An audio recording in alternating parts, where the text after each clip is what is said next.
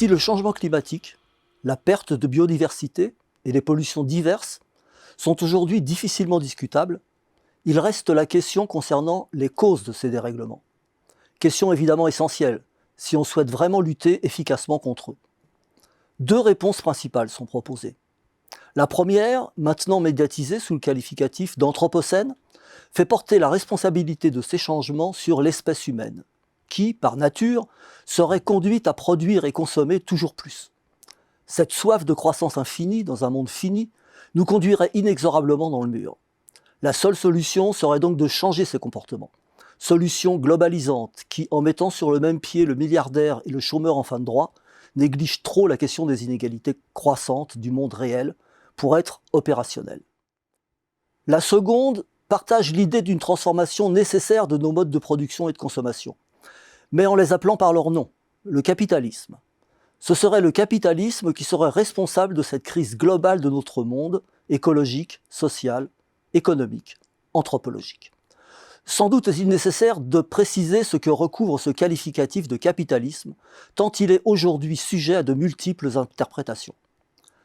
Pour s'en tenir à l'essentiel, le capitalisme, c'est un rapport social qui sépare les propriétaires des moyens de production des travailleurs devant s'embaucher sous le régime du salariat.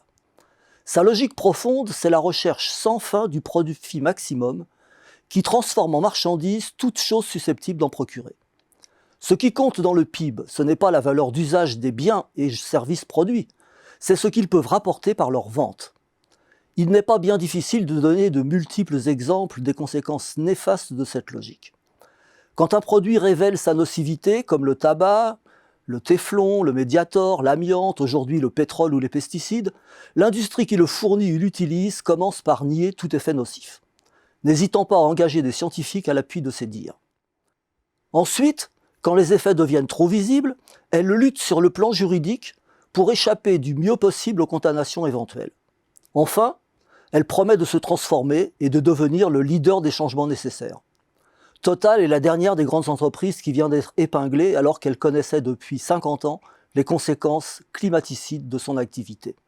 Et aujourd'hui, elle s'engage à devenir exemplaire tout en se préparant à extraire 2,2 milliards de barils en Ouganda. Mais la dissimulation d'informations pouvant remettre en cause une production n'est pas la seule pratique qu'une entreprise soucieuse avant tout de ses profits met en place. Le gâchis d'intelligence humaine pour truquer les contrôles de normes comme l'a fait Volkswagen en donne un exemple. Ou encore la levée de plus de 700 millions d'euros d'une start-up pour produire des vignettes de footballeurs sécurisées par une blockchain. On n'en finirait pas de donner des exemples de comportements d'entreprise dont les produits sont plus utiles pour augmenter leurs profits que pour leur utilité sociale. Et quand cette utilité existe, le profit reste le but visé. Comme avec Pfizer qui préfère vacciner les enfants des pays développés plutôt que des centaines de millions d'Africains non solvables au risque d'une relance de la pandémie. C'est la société qui devrait pouvoir décider de ce qui doit être produit dans l'intérêt général et pas les seuls propriétaires des moyens de production pour leur enrichissement personnel. Tant qu'extraire un baril de pétrole, qu'émettre une tonne de CO2 ou licencier un travailleur seront rentables, ce baril sera extrait, cette tonne sera émise et ce travailleur sera licencié.